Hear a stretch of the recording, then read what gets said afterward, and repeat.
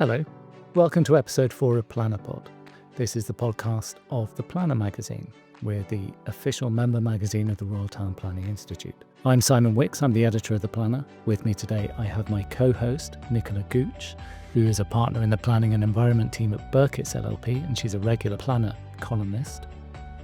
We also have two special guests today, Danny Collins, Director of Economics at Iceni Projects, and Shanika Mahendran, who is a cabinet member the cabinet member for planning and placemaking at Milton Keynes City Council. She also holds an MSc in Sustainable Cities. We're going to be talking in a while about the forthcoming National Planning Conference with Danny and Shanika, which is being jointly hosted by the RTPI and Planning Portal in Manchester Deansgate Hotel on the 9th of October. But before we do that, let's do our usual planner picks. We've got a new issue of the Planner out. It came out just 3 days ago. It's got a beautiful cover designed by Vicky Payne, who is an urban planner and an illustrator. Nicola, what's your pick from this issue? Well, with the cover that we have, and honestly, the ongoing discussions about the role of narrative and youth engagement in planning, it obviously has to be the Anglesey reimagined cover story, which tracks, honestly, a quite phenomenal and hard to describe social project in Anglesey, which seems, from reading the piece, to be part planning, part hardcore data gathering, and part social history in gathering people's impressions and love of Anglesey and pulling it together into actually quite a useful mapping data set. It's an interesting one. I mean, this came to us via Isabella Kaminsky, who's a freelance journalist who normally writes about climate and environmental issues, but she pitched this to us. The idea here is that a combined team from the local authority, from the local community, and from academia have created this public mapping project. And they're kind of piloting it in Anglesey.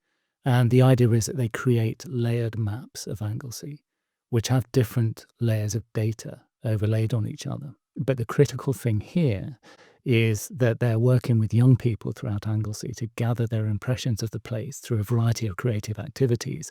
And these are then transferred onto the map in the form of different media.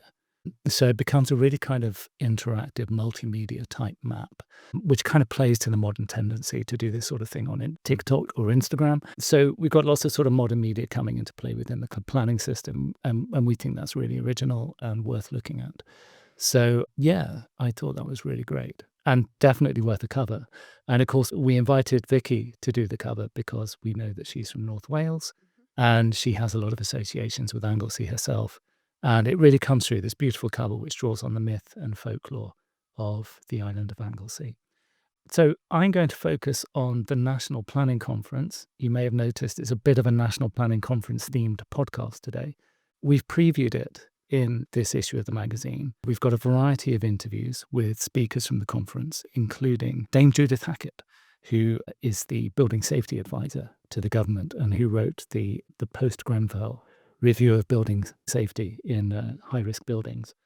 We interviewed Danny Collins, who's one of our guests today, Stefan Webb, who's an IT expert and working with government on data projects. We've also got a number of commentary pieces in our blogs page from speakers from the conference. Scott Alford from Planning Portal, Tom Venables from Pryor and Partners, and Catherine Anderson from WSP, and they're talking about different themes that are being addressed in the conference. And I'm going to be there as well. Not just reporting, I'm hosting a session on planning reform and planning performance. So that's taking place in Manchester, Deansgate Hotel, October the 9th. I hope to see you there. That's that. Let's get on and meet our guests. So Danny and Shanika, thank you for joining us today. You're both going to be speaking on a session sponsored by Iceni titled Building Prosperity Through Housing and Planning.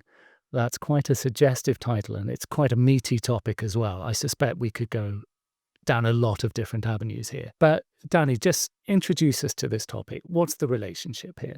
I think it's fascinating. Some of the work that we do when we're looking at the relationship between housing growth and economic growth in the past, and we look at different towns and cities and places across the country. And I think the government putting the housing question so high up the agenda as a way of unlocking economic growth that it wants to see. But we don't always see that. You know, we see a lot of places where we have high housing growth but very low economic growth as a result. We have other places where we see housing policy and economic policy align very well and deliver growth on both sides.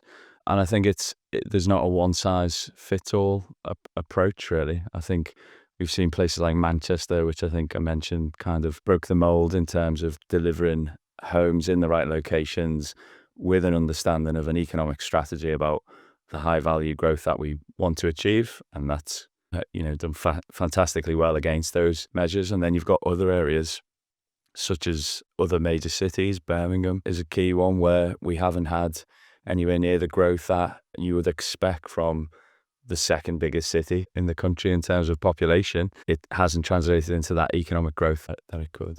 Why is that? Because I know Birmingham does have a one city plan that they've trumpeted for some time. And so one would have thought they've taken a holistic view to all of this. So what's the issue there? What are they not doing that Manchester is doing? Yeah, I think it's really interesting. I mean, I think Manchester is so closely aligned, that economic strategy of these are the sectors that we want to go after. These are the type of businesses. These are the type of jobs. This is the type of economy that we can grow into. I think there was obviously quite a kind of incentive in Manchester in terms of bringing that forward and being able to deliver on that. I do think it's that disconnect between understanding why we're delivering these homes, where are we delivering these homes, how are they going to help us with our economic challenges in places, and having that clear link and strategy between them.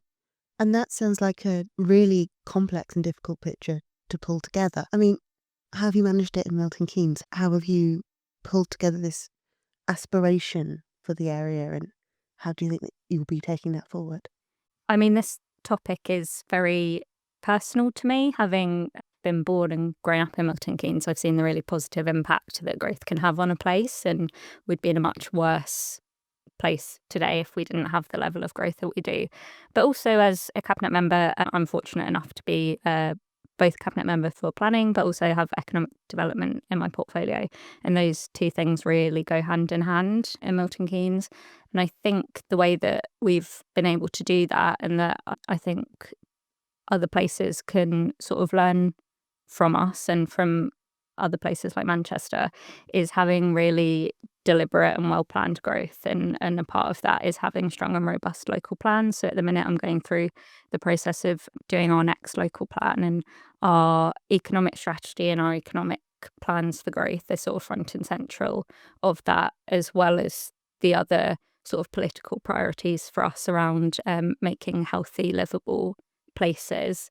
So whilst we're one of the UK's fastest growing cities, we've also got one of the largest city economies, and a big part of that is focusing on what we do well. So at the time of recording this, we're coming to the end of Milton Keynes' first ever Tech Week.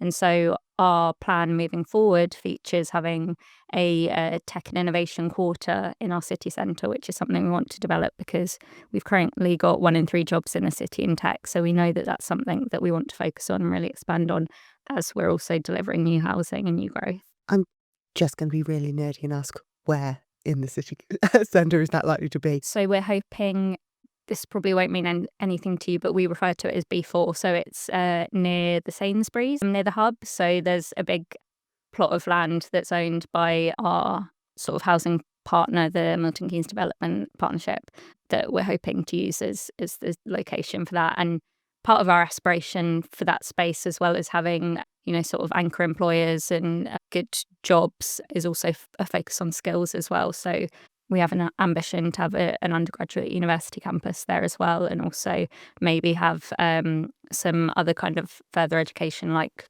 college skills there as well. So again, it's that sort of deliberate approach to economic prosperity as well as housing growth. So when you're pulling together your local plan, I assume that you've been set government targets for housing like everybody else, which you may be meeting to the letter or you may be trying to exceed. But when you're pulling this together and you're doing your housing allocations and all the rest of it, you're thinking of economic progress at the same time. Are you talking to potential investors, potential businesses that can come in and marry up some of those additional people coming into the city with employment opportunities? Yeah, absolutely. So I suppose we see it as one large project about sort of the future of Milton Keynes. So as part of our tech week, I was at a round table yesterday with various different employers across the Oxford Cambridge Growth Corridor. We really want to place ourselves as sort of the capital of that corridor in Milton Keynes. I see you've raised your eyebrow. It's our bold ambition. We aren't afraid to be bold in Milton Keynes. So yeah, discussions with employers form a really big part of that. And we are sort of deliberate about where we're putting that housing. So at the minute in our city centre, despite the fact that we are a large and vibrant economy, our city centre does not reflect that. So we really want to put more housing in the centre as well. So we're planning for around 16,000 homes in the city centre. We have far too much on-street parking, so on some of those spaces. And that, again, is aimed to help sort of young professionals come and move into the city and get those jobs in the area. So it's all sort of tied together in one vision for a better city. I mean, there is a lot that we can say about getting housing into city centres, and it is something which, from visiting Manchester, I have noticed part of that transformation has been the visual transformation of the homes and the types of what I would formerly automatically just mentally associate with London, those residential blocks which are just phenomenal feats of engineering. Do you think that's actually quite a key part of the overall strategy, making sure you've got that balance right? Yeah, I think so. And it's really interesting to hear some of the plans in Milton Keynes, and a lot of what we look at as well is that kind of the skills element to this. So obviously we've got economic growth in all these different great sectors, but how well suited are they to our existing residents and our labour force? And there's a skills element there to upskill our residents so that they can capture some of these jobs. Some of them need skilled either immigrants to come in, or people are going through university, or skilled people coming in and being able to stay there. And a lot of times that means, city centre apartments, new developments in the city, a density to the urban environment, amenities on the doorstep. It's creating that vibrancy that Manchester certainly has, and it's being able to attract a wealth of skilled professionals into the city who then feed the economic opportunities as well. I think there's a question here about, because I mean, we're talking about the notion of growth as if it's just a given and there's some kind of common understanding of what growth is. But I think there's a question about the kind of growth that we might be talking about here. So Milton Keynes, for example, are you aiming for a particular kind of growth? Are you aiming for a particular set of outcomes to come out of growth? If indeed growth is even a desirable thing, economic growth, perhaps a better way of doing it, some people might say, would be to redistribute what we already have rather than try to create even more. Mm-hmm. So I definitely see growth as a positive, but despite the fact that in Milton Keynes we do have a population that has been shown to be more sort of positive about growth in other places, it is still a task to show existing residents of Milton Keynes why that growth is a positive thing. So we have at the minute a sort of paid for by growth campaign that we run to show residents what growth is paying for in their area. For example, we've managed to put over £15 million into cancer and acute care at our hospital that we wouldn't have been able to do without growth. We've been able to capture funds through what we call the Carbon Offset Fund and been able to renew older sort of community buildings across the city. So there's a lot of external investment that comes in through growth that we wouldn't have otherwise. And that's why I say that our city would be in a much poorer state than it is today if we didn't have that growth. There's sort of a legend that's been created around the Milton Keynes Development Corporation, but a lot of our city is starting to show the signs of ageing and starting to crumble a little bit. And it's because of that growth that we can put funding both into new residents, but also into areas that existing settled residents live in.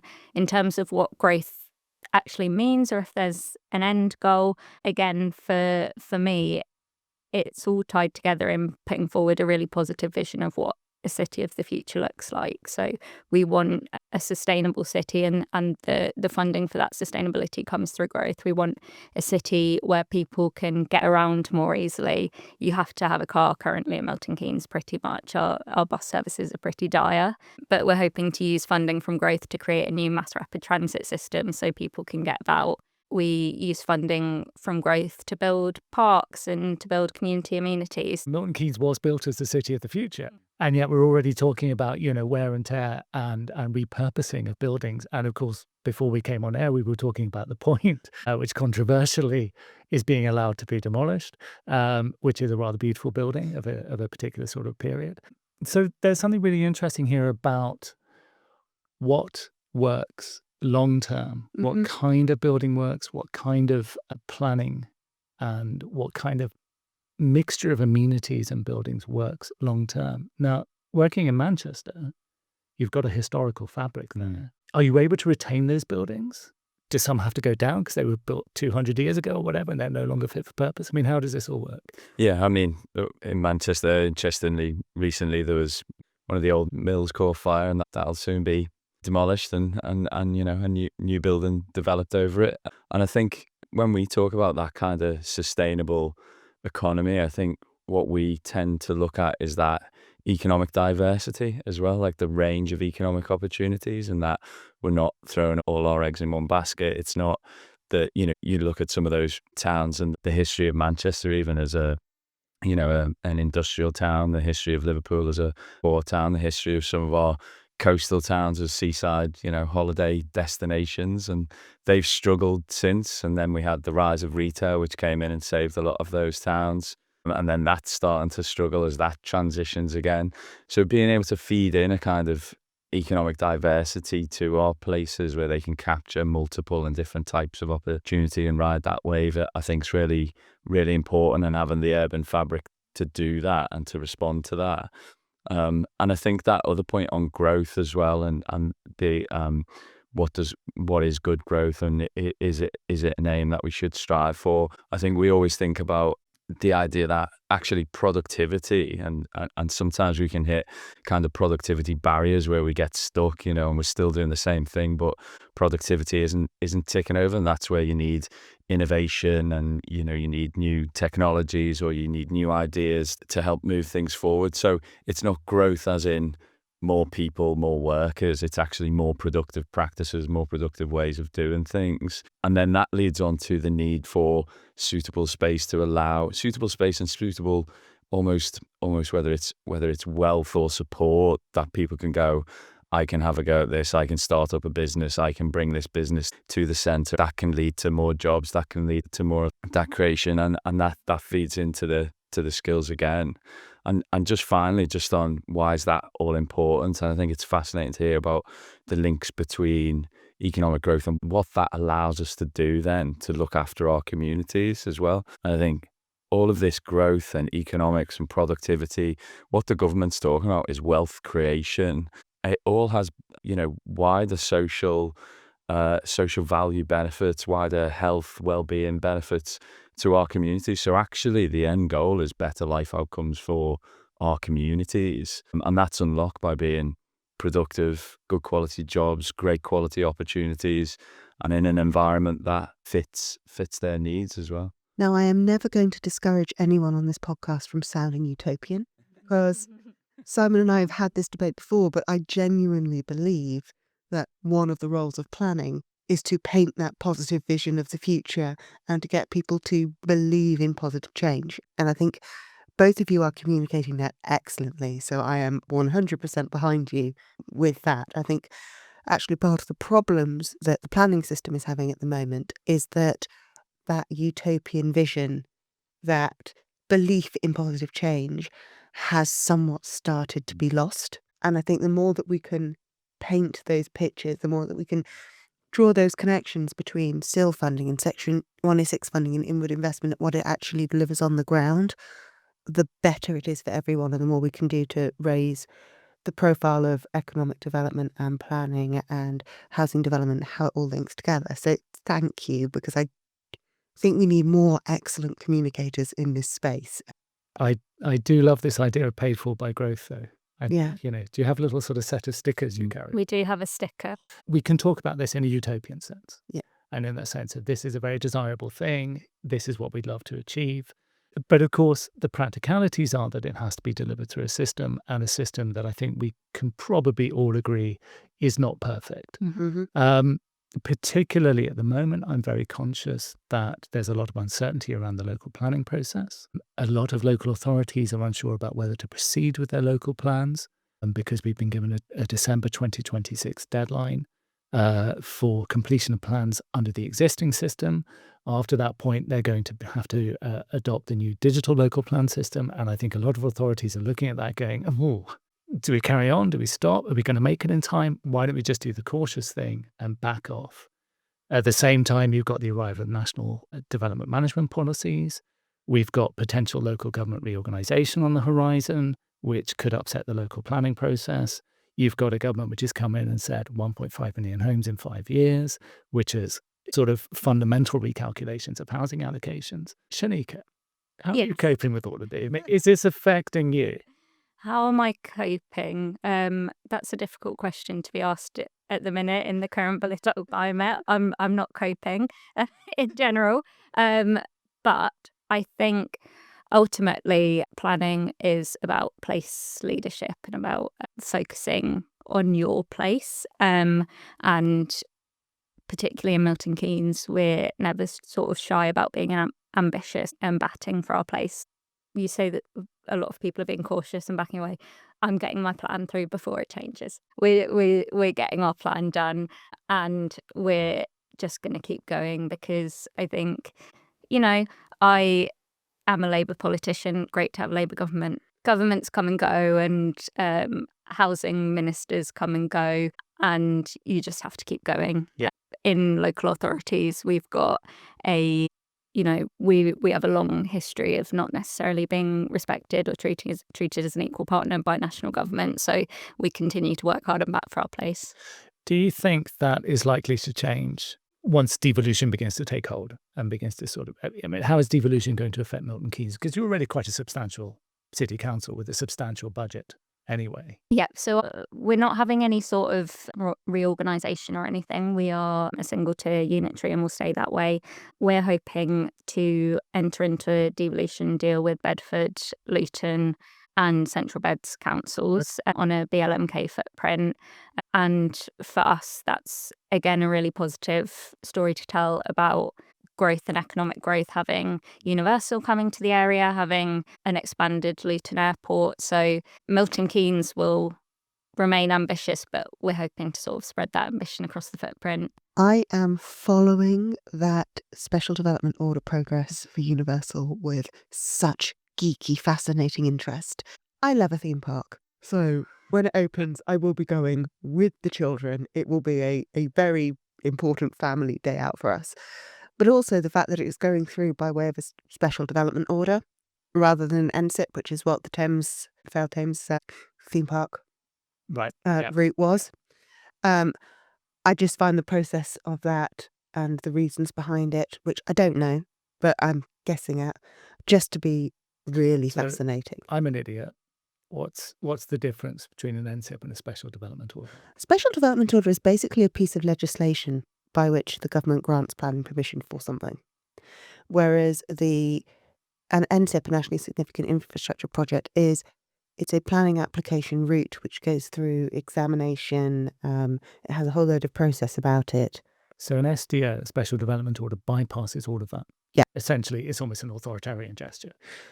I wouldn't call it an authoritarian gesture. I would call it a special piece of legislation that grants planning permission for the stuff that is set out in the order. And SDOs aren't entirely new, but this is the first time it's been used for something like a theme park. Right. Before they've been used for very important things.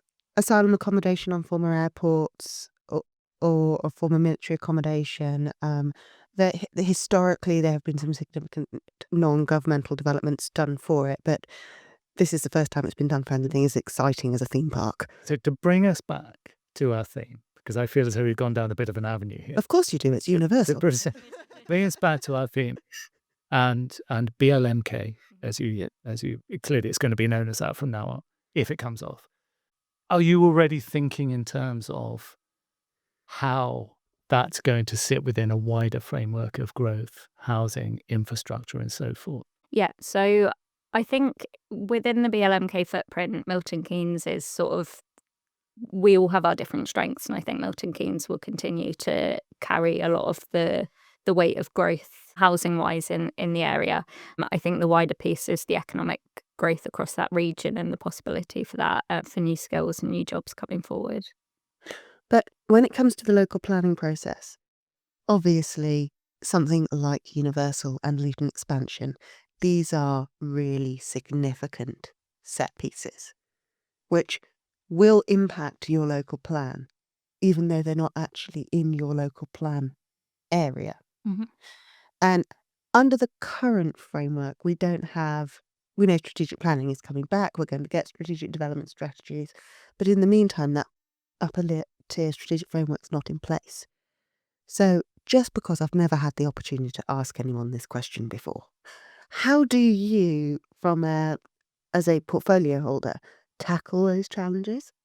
It's certainly challenging. We are progressing the local plan, and there's so many significant things happening on the outskirts of that. So not just universal, but things like East West Rail, like the Newtown programme.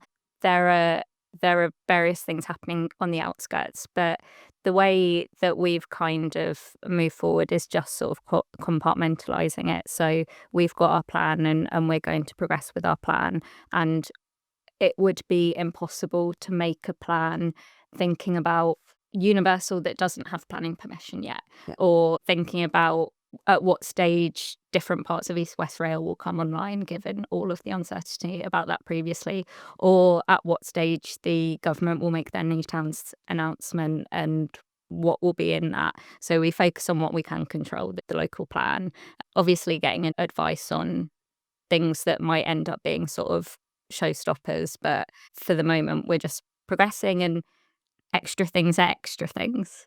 And from Iceni's perspective, because this is the type of thing that you'll advise on a lot, how do you go about approaching those types of, well, this is what's happening in the wider area, this is where the growth might come from, how do we fit that into this kind of local plan framework? Yeah, I think it's an interesting question.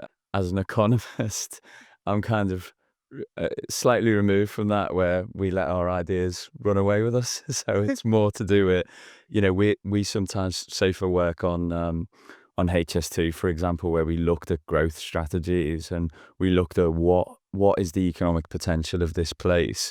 Certainly for the Manchester Piccadilly and Manchester Airport HS2 strategies that we worked on, it was kind of almost policy off, planning off. It was what's this shiny new thing going to do to our economy, and what can we do with all these great building blocks and how we can fit all that in. And it's the same, we've done some work on East West Rail a long time ago and on Oxcam Expressway and things like that, big transformational bits of infrastructure, and saying, what does a new vision or a new idea for these places look like? And I always think it's fascinating when we work in places where they might have had a bit of infrastructure or had a bit of investment, but nothing has changed because it's been constrained by a policy environment, and actually we're missing out on huge opportunities there. We looked at things like the West Midlands Metro. We ran an evaluation on West Midlands Metro and seen that it had impacts in certain places but not in others. There was still constraints around that. So we kind of made the case for, well, it doesn't need to be like this. We can plan for a different vision around this. And that led on to things like the West Brom Town Centre Master Plan, which was quite transformational at that stage, to turn the town centre back around and make the most of that infrastructure that we'd all paid for, essentially, through public funding. So a lot of what we do is almost that kind of policy off, planning off, what's the economic opportunity to untap that, and then I let more astute planning colleagues take that forward. So we're recording this on September the 26th. It's a Friday. We are expecting, rumour has it, that the New Towns Task Force will announce its 12 potential locations for new towns, possibly on Monday at the Labour Party conference, the 29th. Shanika, you represent a new town. I do indeed. But you've also put in a bid, haven't you? Yeah. What's that all about? Talk me through that. The parameters of what the Newtown task force is looking for already matched some of the growth that we were looking at. So in terms of new towns as a concept, what they were actually looking for in terms of sort of 10,000 homes is what we do already in Milton Keynes.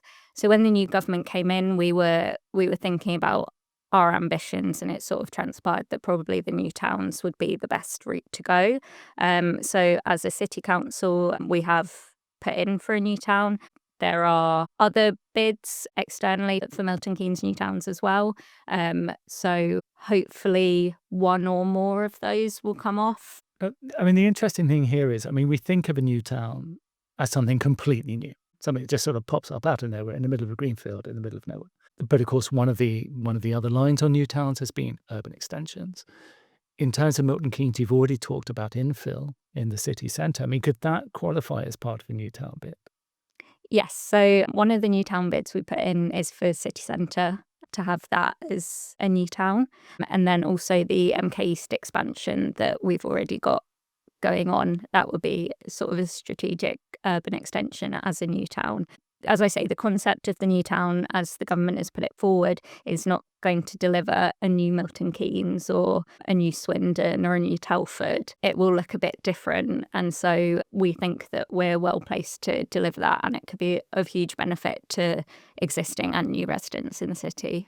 And the expectation is that these will be governed by, or the growth or the management of the new town development will be governed by a development corporation, as Milton Keynes was back in the day. If you have multiple bids in, and let's say you get all of them, are they going to be sort of overseen by a single corporation or several working in sort of competition with each other almost? I don't think we know yet what it will look like. Presumably one, if we had multiple in Milton Keynes, but of course we don't know whether we'll get any or whether we'll get one or multiple. So I think we're just looking to see what comes forward before we think about those aspects. So, of course, people listening to this will know what's been announced, and this could all make us look very silly or very prescient.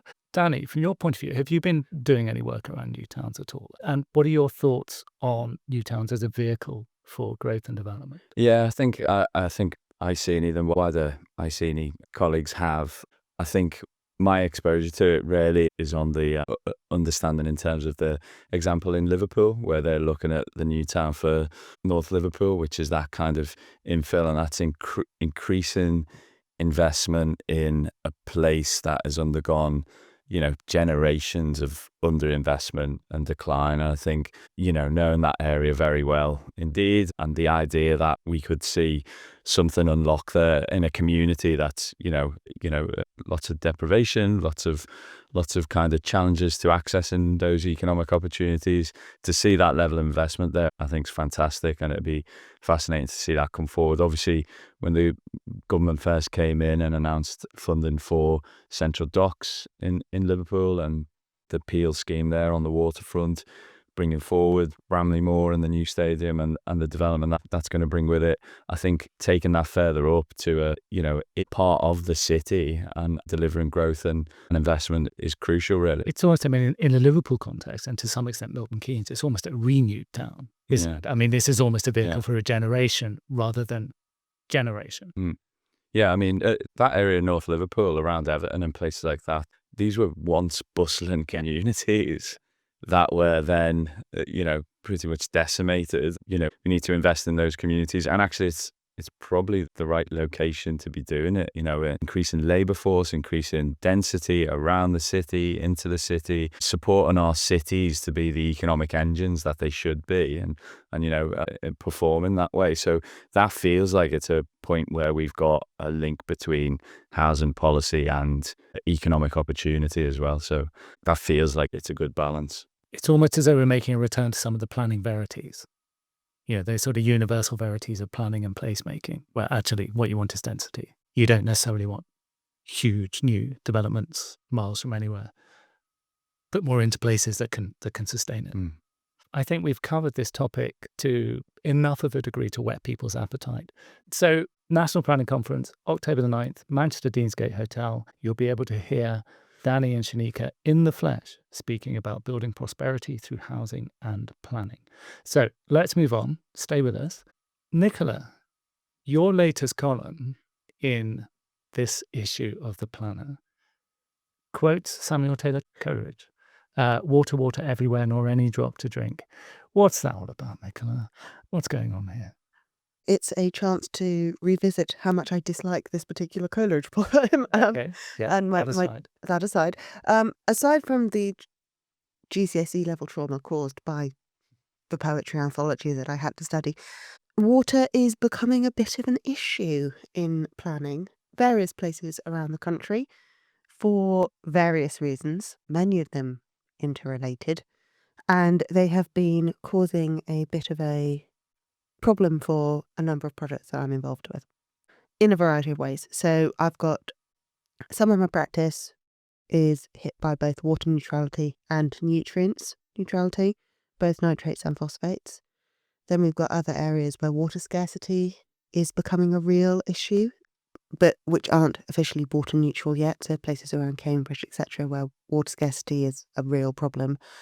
We've got an increase in what I'm going to call thirsty uses, but really water intensive. Things like data centres, which cropped up before, which have an increased water take. And we've got a creaking and in many cases Victorian water infrastructure, which needs renewal. All of which can't be solved by the planning system.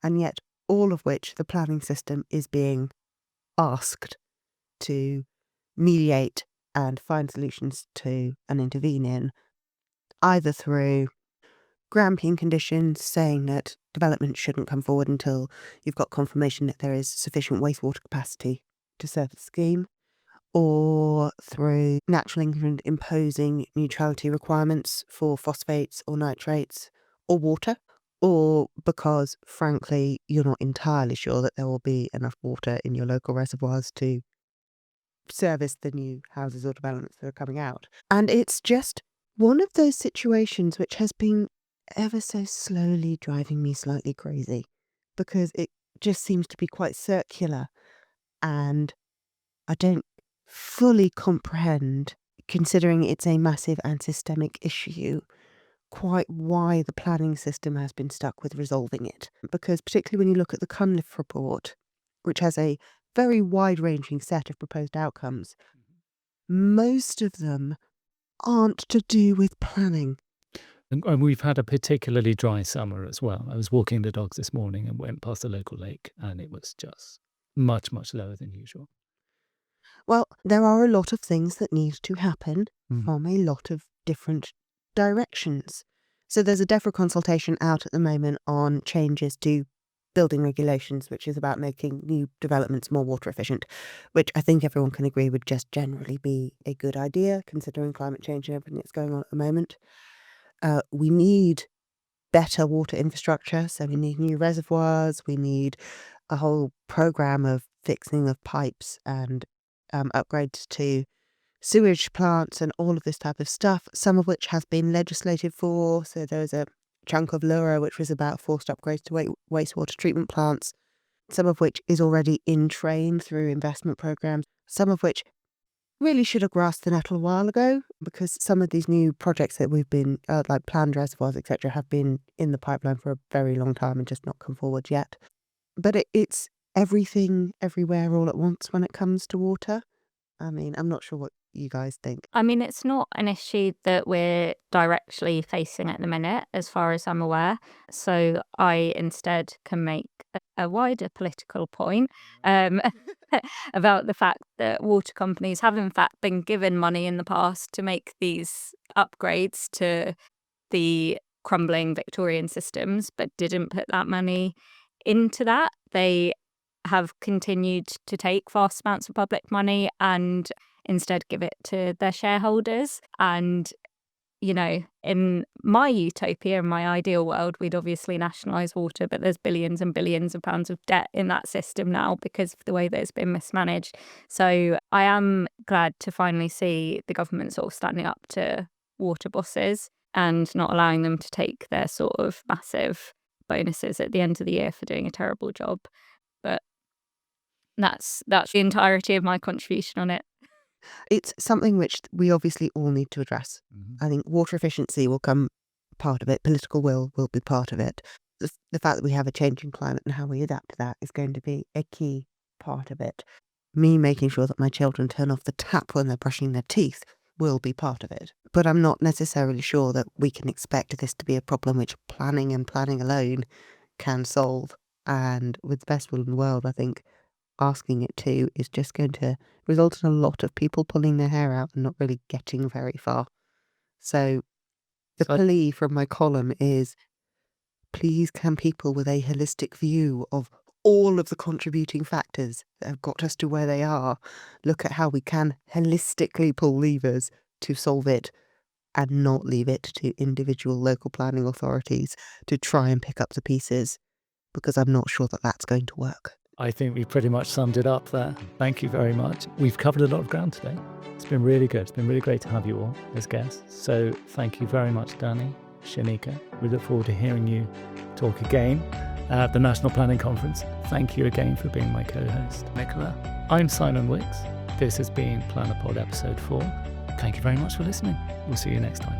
Bye-bye.